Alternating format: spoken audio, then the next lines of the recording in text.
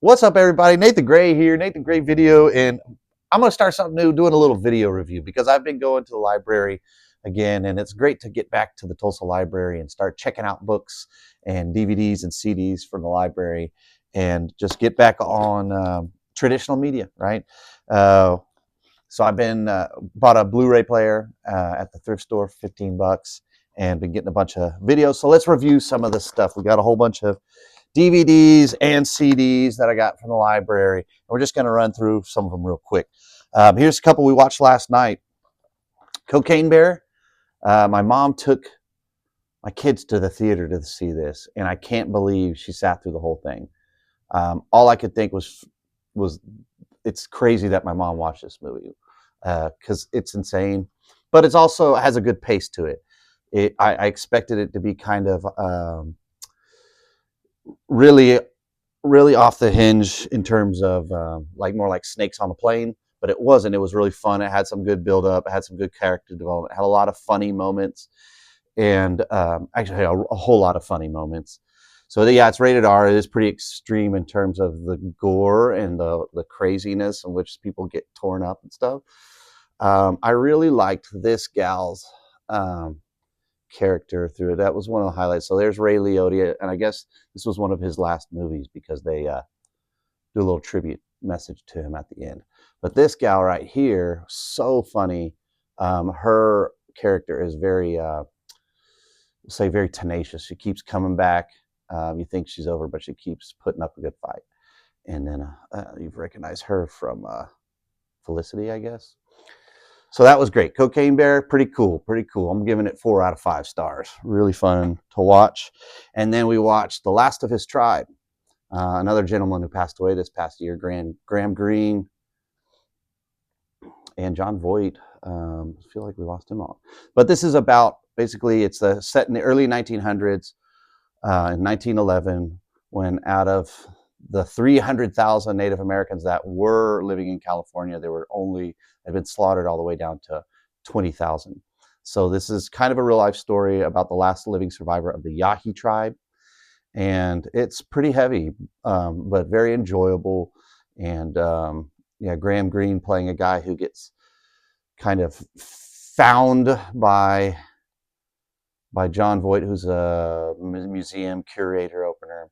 And as John realizes that he is treating Ishi, is his name, the character's name, as he is treating Ishi as one of his museum piece collections, that's what he needs to let go, because he was like being a little too controlling. Really good movie. I give that another 4 out of 5. Here's probably some I'm going to watch today. I've been looking forward to this. Silverado. Western, PG-13. Looks like it was made in 1999. And it's got a lot of really good actors in there, including Kevin Kline, Rosanna Arquette, John Cleese, Kevin Costner, Danny Glover, Brian Dennehy, Jeff Goldblum's in this. And that looks like one of the, it doesn't say his name, but that definitely looks like one of the Kung Fu brothers. I forget his name. So I'm looking forward to that. I'll let you know how that goes. And to pick back up with my Lonesome Dove series stuff, the Comanche Moon. I also have A Complete Unknown. Looking forward to watching that. Been watching the Ken Burns. Watched the first one of the Benjamin Franklin Ken Burns.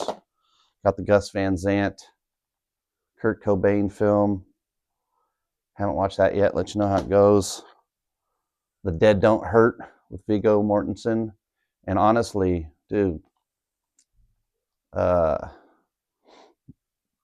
one with Viggo, I'm spacing on the name, where he's a horse rider and he rides that long horse thing. That is one of my favorite modern Western movies. Then Dennis Quaid with Great Balls of Fire. Him, Alec Baldwin, Winona Ryder as Jerry Lee Lewis. Pretty excited about that. All right, on to the CDs. Here's some of the ones I had to recheck out. Bob Marley, Catch a Fire. This is Bob Marley and the Wailers' very first album. On it has Concrete Jungle, Slave Driver, 400 Years, Stop That Train, Baby We've Got a Date, Stir It Up, Kinky Reggae, No More Trouble, and Midnight Ravers. High Tide, Low Tide, All Day, All Night. And it's a great album. So I had to recheck that one out. Along with these other 3. Chris Stapleton's Higher. This is a 2023 album. Several big songs that you might hear on his station are on here. Bon Iver. This is his new album, and that song "There's a Rhythm." I mean, it almost makes me cry. It goes from making me cry to make me feel inspired. And then there's several other great songs on there. Day One, Walk Home, I'll Be There. Everything is Peaceful Love. Very good. Had to recheck that one out. John Moreland, High on Tulsa Heat. Tulsa singer-songwriter. This is produced by Dave Cobb, the 32 Tiger Studio, or produced by John, but definitely recorded by Dave Cobb. And while Hang Me in the Tulsa County Stars, and some of them are very nice, like slow, mellow, heavy tunes. Like his, he also has a lot of really fun upbeat songs. Heart's Too Heavy. I like that one a lot. Then other two albums that I've already started listening to, Traveling McCoury's, Del McCoury and his boys, and its main song is this number 2, The Whole of the Moon. And then they also cover I Like Beer.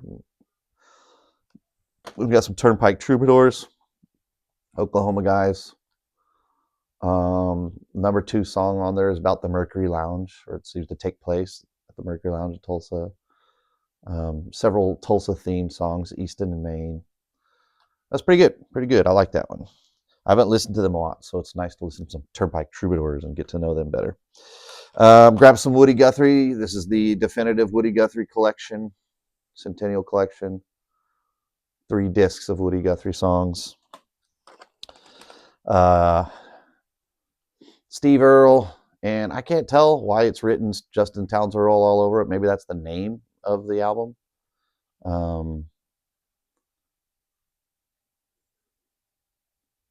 You know, fans of Steve Earle like Steve Earle. I like him. Here's I've been just grabbing country guys that kind of random. I just kind of judge a book by cover. Here's a dude, Dylan Gossett. I don't know. A lot of the new country just kind of sounds like classic rock or something.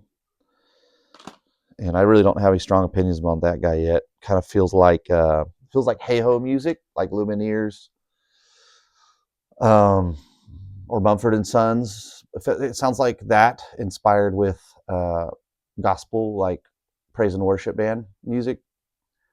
So I don't know. Oh wow, how funny! And the first song is "Lord, Will You Carry Me?" So it wouldn't surprise me if this guy's preacher's kid or something. I'm probably right about that. It feels like it. It feels like he grew up doing praise and worship music and listened to a lot of Mumford and Sons. But it's country. It's not bad. I actually like it. So I like it better than praise and worship or Mumford and Sons. And we got the Chieftains.